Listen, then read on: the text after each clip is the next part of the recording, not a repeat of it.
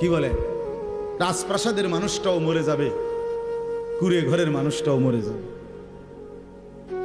সুখের খাবার যার মুখে সেও মরে যাবে, ভিক্ষার থালা যার হাতে সেও মরে যাবে, যাবে না?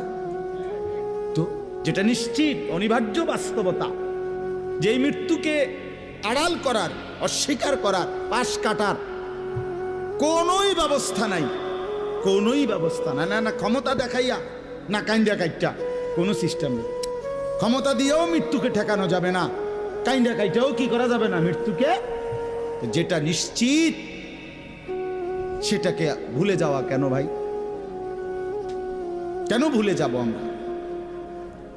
আল্লাহর নবী সাল্লাল্লাহু আলাইহি ওয়াসাল্লামের যেই হাদিস আমি পড়ছি, এটাই নবীজি বলছেন, আকসিরু যিকরা হাদিমিল লাজ্জাত, আমার উম্মত প্রতিদিন বেশি বেশি ওই জিনিসটাকে স্মরণ করো যেটা তোমার সমস্ত স্বাদ, আহ্লাদ, সমস্ত ব্যস্ততা সবকিছুকে স্তব্ধ করে দিবে। সবকিছু, সেটার নাম মৃত্যু।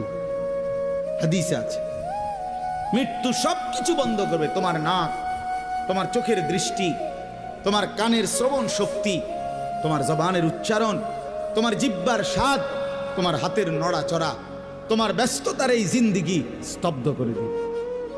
দিবে কিনা বলে? আমি অনেক সময় বলি, আমার প্রায় সময় জানাজা পড়তে গেলে মনে হয়, দেখবেন জানাজার নামাজেও মনে করেন 10:30 বাজে জানাজার টাইম দিছে, 10:30 জানাজা, 10:34 বাজে গেছে, 30-40 বাজে গেছে।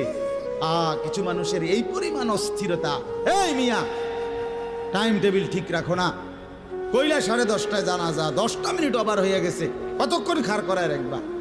মানে উনি ব্যস্ত, ওনার এই 10 মিনিট সময় নাই। আল্লাহর কসম বন্ধু, এই মানুষটাও এরকম ব্যস্তই ছিল। যে মানুষটার জানাজা হচ্ছে এখন, যার লাশ এখানে শোয়ানো, এই লোকটাও এমন ব্যস্তই ছিল। তার হাতেও একদিন সময় ছিল না। আজ গোটা পৃথিবী সব আগার জায়গায়, এই বেচারা শুধু নিস্তব্ধ।